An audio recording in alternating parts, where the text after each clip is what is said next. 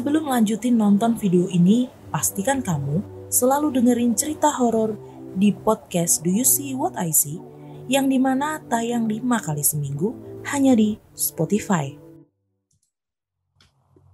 Assalamualaikum warahmatullahi wabarakatuh. Halo warga Desa Sukawadi, kembali lagi di hari baru bersama dengan saya Mr. Popo.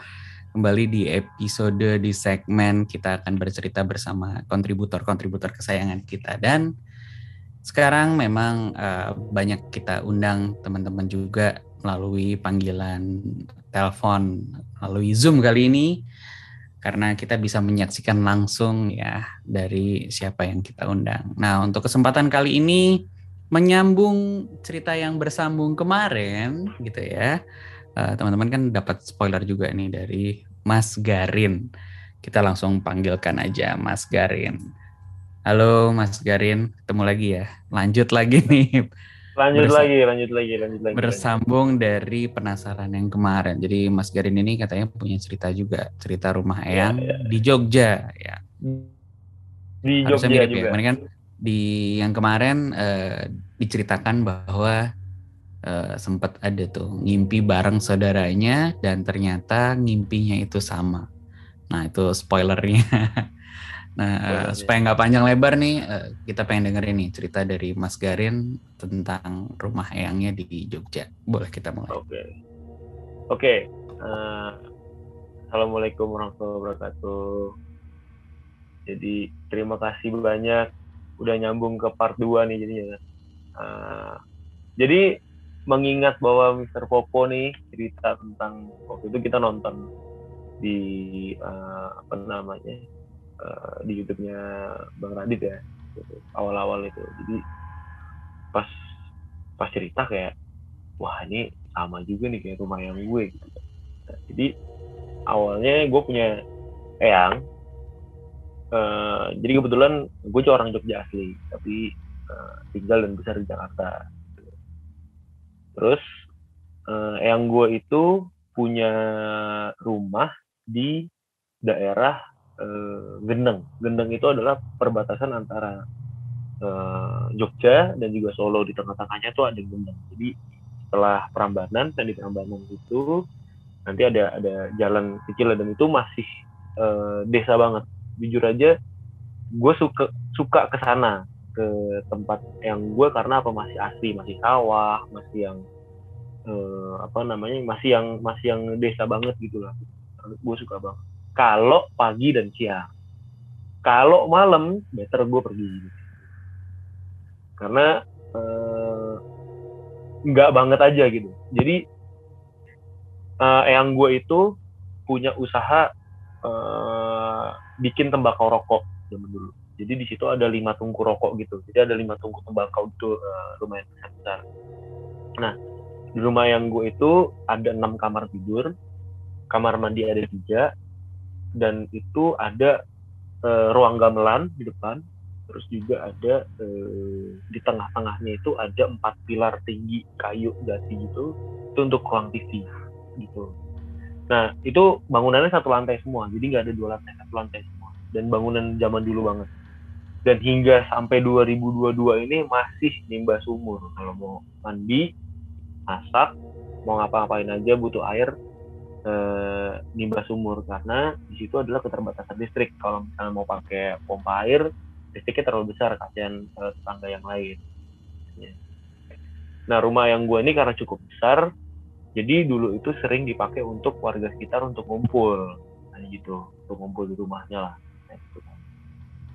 Nah, gue lupa tahun 2006 atau tahun 2010 ya. Itu waktu itu Jogja pernah gempa besar, gempa Bantul. Nah, waktu gempa itu semua tungku tembakau tuh hancur, rumah tuh hancur semuanya. Maksudnya nggak hancur total, tapi mostly hancur lah. Hampir beberapa bagian tuh hancur. Akhirnya dan informasi aja, yang tinggal di rumah sebesar itu adalah cuma 3, yang kakung, yang uti, sama anaknya 1. Nah, yang utinya ini sekarang udah nggak ada, udah meninggal. Jadi rumah sebesar itu yang ditinggalin cuma 2 orang, nggak ada mbak, nggak ada penjaga. dulu ada tapi udah tua lah, udah nggak mungkin untuk jaga rumah gitu. Dan kalau di desa tuh kan nggak pakai pagar ya, jadi cuma pakai rumput aja, tanaman aja gitu. Terus rumah itu cukup spooky sebenarnya. Cukup spooky. Kenapa gue bilang kayak gitu? Karena penerangan di sana juga minim banget. Dan akses jalan ke sana adalah melalui kuburan Jawa. Jadi kalau misalnya teman-teman mau ke sana, bener-bener jalannya cukup satu mobil tok, dan gak ada jalan lain, dan itu kanan kiri harus ngelewatin kuburan dulu baru ke rumah yang gue. Nah, posisinya rumah yang gue itu di depannya adalah sawah, dan di samping sawah adalah rel kereta api. Jadi tiap pagi tuh, kalau pagi dan siang bagus banget karena memang udaranya dingin, enak gitu kan, asli yang bener-bener masih. Dan gue suka banget jalan kaki di situ karena warganya bener-bener yang kayak monggo pak, monggo gitu, masih yang ramah banget gitu lah. Tapi kalau udah malam, mohon maaf, saya mendingan nongkrong di angkringan Jos aja di Malioboro. Nah terus ini kejadiannya, ini kita ada yang flashback, ada yang enggak ya. Jadi kemarin tuh pas ngedengar ceritanya Mr. Popo nih, gue juga cari informasi nih sama yang dulu tinggal di situ gimana. Ternyata sampai nyokap, tante gitu ya, sampai wah ternyata mereka juga ngalamin gitu ya. Jadi cerita awalnya adalah, ini cerita dari gue dulu ya, waktu itu gue, bokap dan nyokap adalah pulang kampung, dan itu kondisi gue waktu itu masih kelas 3 SMA. Nah gue jalan naik mobil malam-malam, terus nyampe Jogja itu adalah jam 10 malam. Nah pas gue jalan ke arah sana, masuk ke jalanan itu, pas banget di sebelah kuburan, nyokap gue tuh ngomong, aduh ibu sebenarnya tuh malas kesini, kenapa nggak besok aja. Baru selesai ngucap kenapa nggak besok aja, itu mobil mati, mesin mati, semuanya mati, lampu mati, drep tengah jalan. Terus gue cuman, wah apaan nih. Terus bokap turun, bayangin tuh jam 10:30 malam kita turun dari mobil tengah-tengah gelap gulitanya itu, cuman pakai senter handphone itu kayak kenapa gitu kan. Terus akhirnya masuk ke dalam mobil lagi, terus bokap bilang kayak, bu jangan kayak gitu ngomong gitu, kulo nuwun dulu, minta maaf. Akhirnya bokap minta maaf, akhirnya di starter mobilnya jalan lagi. Dah itu dari situ. Terus yang ngeri lagi adalah, jadi dulu ada adeknya yang Uti, adeknya yang gue itu punya anak namanya, sebut aja D ya, Dimas lah, sebut aja Dimas. Nah gue panggilnya Mas Dimas gitu. Mas Dimas ini waktu itu lagi ada pertukaran ke Jogja. Nah pas lagi di Jogja, dia tidur di salah satu kamar. Terus tidur di salah satu kamar, dia lagi tidur, merinding gue. Dia lagi tidur, terus tiba-tiba dia ngedenger suara tangisan cewek kayak gitu. Terus dia kayak ya udahlah, terus kayak naik lagi gitu. Dia bangun, dia buka jendela semuanya, pintu semua dibuka, gimana gitu, dia nggak dengar. Terus kayak dia duduk di pinggiran tempat tidur, dia duduk kayak makin kencang. Terus kalian tahu nggak, jadi itu ada tetesan air dari atas, jadi kayak terus kayak terus ini gue terus, tapi dia nggak sempat ngeliat ke atas, dia langsung cabut keluar. Jadi kayak ada orang nangis di atas yang airnya netes ke bawah gitu. Jadi ada yang kayak duduk di atas, airnya netes ke bawah. Oke, dia lagi duduk, pas dia dengar suara tangisan itu, ada air gitu netes. Sudah cerita itu. Terus ada lagi adiknya eyang gue cowok, dia lagi ngerokok sendirian di luar, di teras gitu lah, ngerokok. Ada sepeda lewat. Dulu kan zaman ya tahun-tahun 2008, 2007 gitu ya. Itu banyak banget sepeda kumbang. Kalau teman-teman tahu sepeda jadul yang sepeda kumbang itu lah, yang buat biasanya somai gitu. Itu lewat tuh, kering gitu. Monggo pak, dan biasanya nyapa. Selamat lagi, kering monggo. Nah, dari jauh tuh ada sepeda, dia lihat sepeda, jadi yang gue ngeliat ada sepeda mau lewat dari jauh, tapi tuh bunyinya aneh. Biasanya kan ya kalau sepeda di gue kan gitu kan, ini bunyinya tek tek tek tek tek tek tek tek tek tek gitu, tek tek tek tek tek, tapi dia masih ngerokok, tek tek tek tek, dan tuh sepeda jaraknya biasanya kan ini teras, terus agak di jalan sedikit. Nah ini sepedanya dia lihat tuh bener-bener mepet banget sama teras, jadi bener-bener mepet banget sama rumah, dan itu pelan banget jalan. Dia ngeliat kok nggak nyampe-nyampe gitu ngerokok, tek tek tek tek tek, udah makin kenceng, tek tek tek tek tek tek tek. Pas di depannya dia ternyata yang bunyi itu bukan dari sepedanya, yang bunyi adalah ininya. Jadi dia nengok tuh bunyi gitu, gerak ke kanan kiri kayak gitu.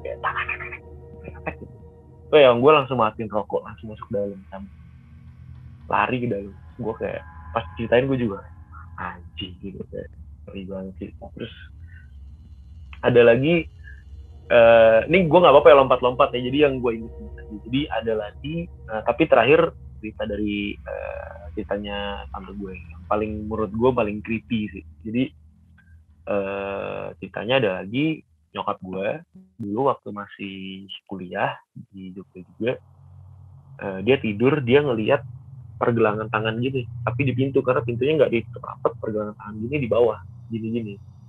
Terus dia kira orang kan, atau saudaranya iseng gitu. Tiba-tiba tangannya tuh ke atas sampai ke jangkauan manusia tuh nggak mungkin gitu, sampai atas daun pintu gitu. Terus kayak nyokap gue langsung teriak terus keluar. Terus ada lagi ceritanya, jadi ada ini cukup jauh sih saudara gue, jadi ada saudara jauh gue, om lah, manggilnya om lah. Nah om gue ini punya anak kecil ya, mungkin waktu itu umurnya, sekarang udah gede sih, udah kerja, cuman waktu itu umurnya SMP gitu, lagi nginep di rumah yang gue itu. Nah, eyangnya dia itu adalah adik kakak sama eyang gue ini, eyang gue yang punya rumah gitu. Tapi kondisinya eyangnya dia udah nggak ada, udah meninggal. Nah waktu itu dia lagi malam-malam pengen kencing. Nah pas mau kencing dia lewat salah satu kamar lah, dia ngelewatin salah satu kamar gitu.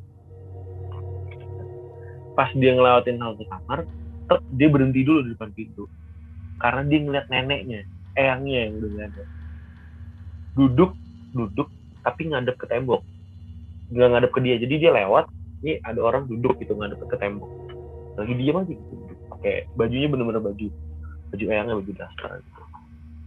Terus dia nengok ke kiri, manggil kan, eyang gitu. Eyangnya diem doang, eyang putih, diem doang.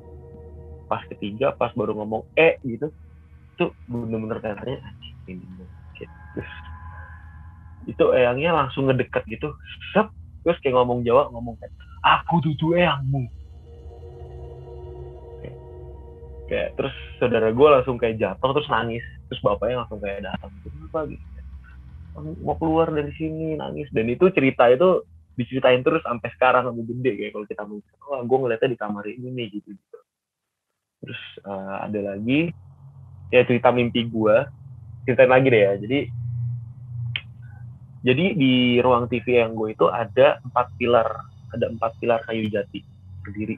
Waktu gempa Bantul, satu-satunya bangunan yang kokoh dan nggak bergerak sama sekali adalah tiang itu. Jadi sama sekali nggak goyang, jadi masih kokoh sampai sekarang. Nah di tiang itu ada kayak sambungan gitulah, tiangnya ada sambungan gitu. Nah biasanya kita tidur kalau kita lagi pulang kampung atau kita ditaruh di bawah situ, ditaruh tikar gitu di bawah situ, tidur lah kita nyemper di situ. Aku udah ngantuk duluan lah. Gue tidur sama adik sepupu gue. Di mimpi itu gue ngimpi, itu real banget ya, itu gue ngerasanya real banget. Jadi gue ngimpi gue dikejar sama orang, bentuknya hitam aja, pakai jubah gitu, hitam gede, pakai topi caping. Dia ngejar gue, tapi gue lari di sekitaran halaman rumah eyang gue aja, muter kayak orang gila. Tapi gue lari, gue takut banget gitu, gue lari. Wah, lari.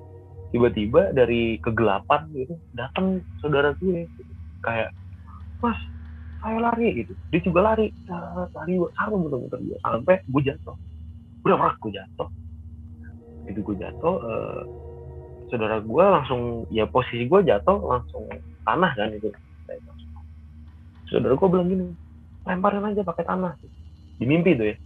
Gue langsung lemparin pakai tanah. Wah, ngelempar gini terus sampai gue bangun.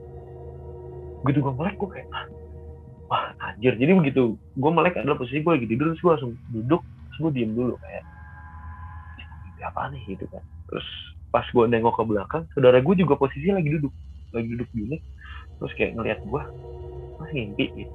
Terus gue bilang, iya aku ngimpi. Terus mimpinya gimana, gue tanya gitu kan. Terus, aku ngimpi, aku ngeliat Mas Ganin lagi dikejar-kejar orang, aku bantuin gitu kan. Terus gue kayak otak nih, sama lagi aku bilang gitu kan. Terus dia langsung teriak gitu, bu, ibu gitu, panggil ibunya. Dia datang kayak, kenapa gitu kan, aku mimpi buruk. Terus aku bilang, iya ngimpi serem banget tante, gue bilang gitu. Terus kenapa, diceritain lah mimpinya. Pas ceritain, iya aku gini mimpi tadi kayak aku lempar aja pakai tanah gini begitu ditahan dulu. Itu tangan kamu kenapa? Pas lihat tangannya kotor tanah. Gue literally pas gue lihat tangan gue juga ada bercak-bercak tanah gitu. Terus kayak, nih serius gak sih? Terus akhirnya gue disuruh wudu. Gue nggak tahu itu kepercayaan kejauhan ya. Gue disuruh wudu, cuci tangan. Terus gue kayak ya udah. Akhirnya sejak saat itu gue nggak mau lagi untuk nginep di situ. Terus ada lagi, ini ibunya saudara gue tidur. Jadi dulu udah dari kecil itu dia kalau tidur itu dulu ada penjaganya lah gitu, maksudnya kayak ART gitu. Dia tuh suka dipuk-puk gitu, pahanya gini terus sampai dia tidur. Dipuk-puk namanya, sampai dia tidur. Terus ada satu malam lagi nginep di situ, dia dipuk-puk juga, puk-puk gitu. Dia bingung, tapi yang puk-puk siapa gitu kan. Terus kayak mungkin ngigo gitu. Terus dia ngomong kayak, makasih udah nggak usah gitu. Dipuk-puk. Begitu dia melek, itu ada mbok-mbok pakai jarik ngelihat ke dia gitu. Terus ngomong gitu kayak, bisa turu, udah bisa tidur kalau kata Jawa, bisa turu gitu. Terus kayak, mas opo gitu. Terus itu dia tiba-tiba senyum, ini tapi ketarik sama senyum gitu. Terus kayak tante gue langsung kayak teriak gitu kenceng banget, wah gitu. Terus keluarga langsung pada kenapa gitu, digangguin. Tapi gue anehnya, yang gue yang tinggal di situ nggak pernah digangguin gitu. Kayak jadi selalu kayak gue nggak ada apa-apa gitu. Ya lu belum ngerasain gitu. Gue dalam hati kayak lu belum ngerasain gitu. Nah cerita terakhir nih yang paling epic adalah jadi dulu banget tuh katanya sih tahun 2000-an lah, tahun 2005 gitu, waktu zaman gue SMP lah. Dulu itu ada jadi tetangga sekitar itu suka ada mbok-mbok yang suka bantu masak kalau ada acara gitu lah, sampai nginep dan tinggal di situ. Ada satu mbok-mbok ini punya anak cewek gitu, dan anaknya ini adalah pelupa. Jadi apa-apa lupa, mau sekolah tiba-tiba lupa bawa buku, tasnya lupa dibawa, nggak bawa pensil gitu-gitulah.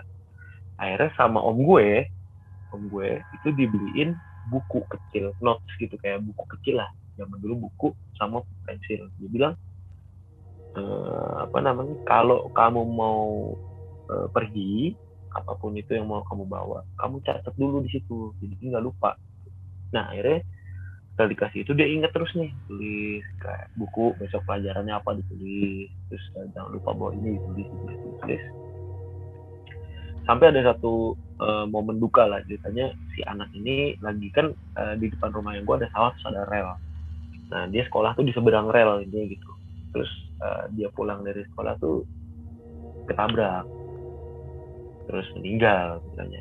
Terus ibunya jadi shock banget. Terus akhirnya gitulah, stres gitu. Nah udah gitu karena ibunya stres tuh kayak beberapa bagian tubuhnya tuh ya udah terburai-burai kan, namanya tabrak kereta.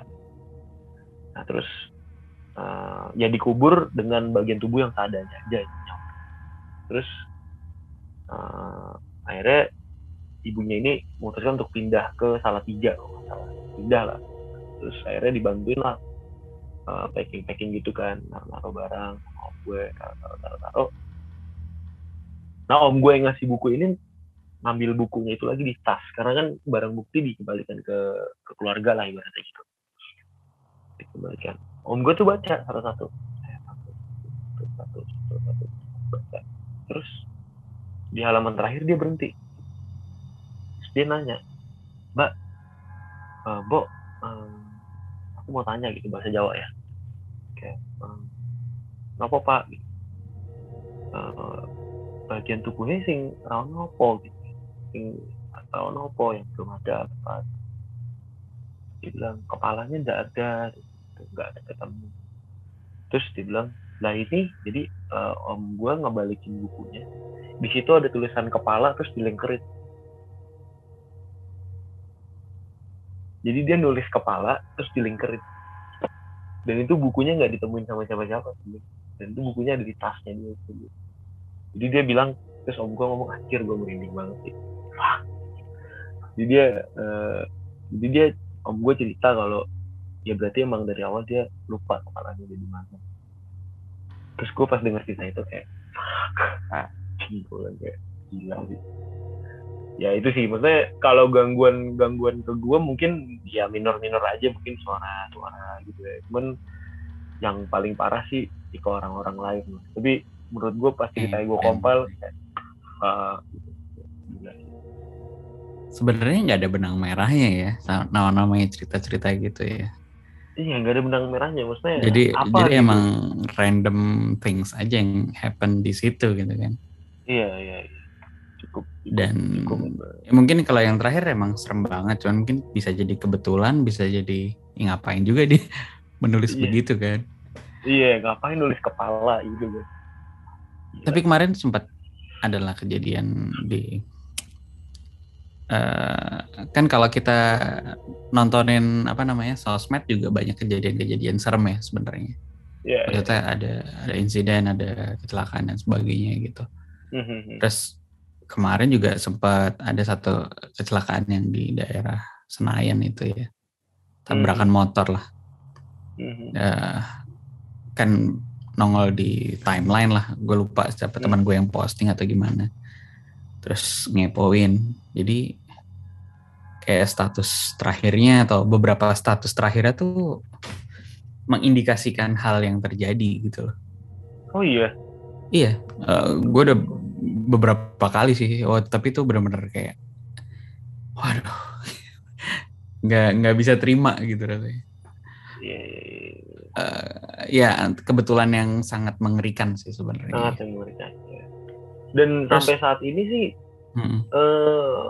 apa ya rumah itu masih ditinggalin sama yang kakung sama anak. Yang berarti masih ada. Masih di situ. Sampai saat ini masih di situ. Gak mau beranjak dia. Tapi ya lucunya ya maksudnya kesamaannya adalah memang tuan rumah jarang banget ya, atau hampir nggak pernah sih kayak gitu ya. Kayak kejadian kalau gitu ya. Kayak kejadian rumah Eyang tuh kan kebetulan rumahnya Pak D ya sebenarnya. Eyang dari sepupu gitu kan. Cuman memang kalau ngobrol di keluarga, lagi-lagi kita koleksi cerita dari keluarga tuh emang tiba-tiba banyak aja gitu kan. Iya, tiba-tiba temu siapa, wah tiba-tiba keluar cerita ini, tiba-tiba keluar cerita ini. Nah, tapi cerita-cerita yang dari roots-nya dia gitu ya, terahnya dia langsung hampir nggak ada gitu, kayak mosok sih, orang nggak pernah ada apa-apa gitu kan. Iya. Nah, tapi malah om gue pernah tinggal di sana, ada cerita juga, tante ada di sana, ada ceritanya juga. Jadi kayak ini ngapain sih sebenarnya? Waduh, disangka kan kayak ngada-ngada gitu. Ngada-ngada kan, tapi iya. Tapi lucunya sih emang kejadian itu tidak pernah terjadi sendiri gitu ya. Maksudnya saksi matanya pasti kalau di rumah yang gue tuh kayak selalu ada beberapa orang yang lihat, ada beberapa orang yang ngerasain, terus tamu yang datang itu benar-benar kayak digodain parah gitu. Dan lucunya juga pasti memang selalu ada hal yang dilakukan yang tidak baik gitu. Iya. Misalnya ada tamu lagi iseng atau ngapain gitu, itu malah jadi kayak dibully gitu kali ya. Tapi rumahnya masih sampai sekarang masih ada? Rumahnya masih ada. Dan terakhir kalau di rumah yang gue kan malah viral lagi tuh sama Irfan Hakim tuh. Oh iya. Didatengin ke sana ya? Bukan didatengin sebenarnya. Jadi si suatu hari si Radit itu WA gue, nelpon malah. Ini kayaknya si Irfan Hakim ngangkat lagi nih ceritanya gitu. Tapi sebenarnya dia nggak tahu itu rumah yang kita ceritain gitu jadinya. Jadi si Irfan Hakim ceritanya kalau nggak salah dia punya teman, dia nyeritain ada beberapa kejadian gitu. Terus begitu diceritain, kok deskripsinya dan lain-lain ada yang nyeritain kalau ini rumah yang diceritain di channel Radit. Oh, oke. Jadi akhirnya ceritain ulang gitu. Bukan, jadi penghuni barunya juga sama. ada kejadian baru gitu. Di rumah itu juga berarti? Di rumah itu. Jadi bahkan si Irfan nggak tahu itu rumah yang gue ceritain gitu loh. Jadi taunya setelah rekaman gitu. Dan baru ngobrol sama Radit setelah rekaman. Wah itu kocak banget sih. Berarti sekarang ditempatin sama siapa di sana? Ada, itu kan rumahnya udah dijual terus dikontrakin juga. Okay. Jadi ada yang penghuni dan si penghuninya sih malah ketawa-ketawa, seru sendiri katanya. Ya salam. Tapi ya apa namanya, kalau gue tuh senang banget ya dengerin cerita-cerita kejadian yang apa namanya dialami sama keluarga bokap zaman dulu lah. Karena kalau zaman sekarang kayaknya hal-hal gitu ya ada sih, cuman kayak udah jarang gitu kali ya. Ya, iya benar, jarang. Atau kalau mungkin kondisi zaman sekarang udah terang atau lebih terang atau orang nggak percaya gitu kali ya, atau gimana? Iya, mungkin lebih nggak percaya, benar. Tapi cerita-cerita zaman dulu tuh, wah bokap gue ini ada satu cerita yang gue belum pernah ceritain juga nih. Jadi gitu tukeran cerita kita. Iya, okay. Nah bokap ada satu kejadian di rumah eyang gue nih. Jadi bokap gue tuh masih kecil di Salatiga. Oke. Jadi wah kalau dengerin cerita dari bokap nih, ceritanya banyak banget. Jadi suatu hari nih bokap gue tuh kan suka belajar kelompok sama temennya. Jadi kalau pulang naik sepeda tuh malam gitu. Nah suatu hari dia pulang malam, udah kemalaman gitu. Nah rumahnya tuh serem banget emang. Di rumah yang gue tuh jadi jalanannya turunan, terus memang di situ kanan kiri sawah, di atas sawah tuh ada kuburan. Tapi sebelum rumah yang gue tuh sebelum sawah dan kuburan sebenarnya. Cuman daerah itu emang gelap banget zaman dulunya. Even zaman sekarang aja di Salatiga itu termasuk daerah yang cukup serem gitu. Kalau ada orang Salatiga, nama daerahnya Sinoman nih, nama daerahnya. Nah, si rumah ini sebelah kanan. Jadi dia masuk dari jalan utama belok kanan, nah menuju ke rumahnya.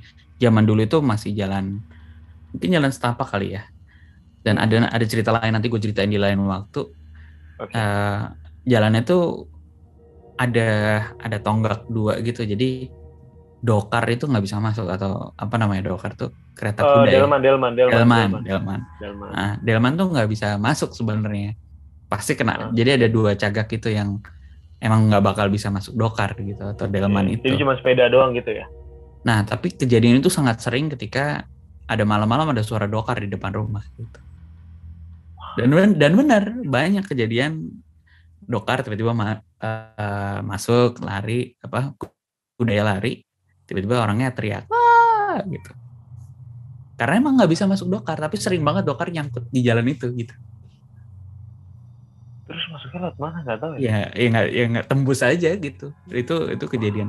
Nah suatu hari bokap itu pulang nih, masih kecil. Bokap gue tuh SMP kalau nggak salah, dia naik sepeda. Begitu turun dari jalan itu ngeliatin ada kucing lucu gitu, loncat, jadi loncat, kucingnya loncat gitu, tuk tuk tuk tuk tuk tuk. Wah, loncatnya jadi tinggi banget. Hah? Sampai loncatnya tinggi banget. Nah, bokap gue tuh kan takut ya ngeliat kayak gitu ya.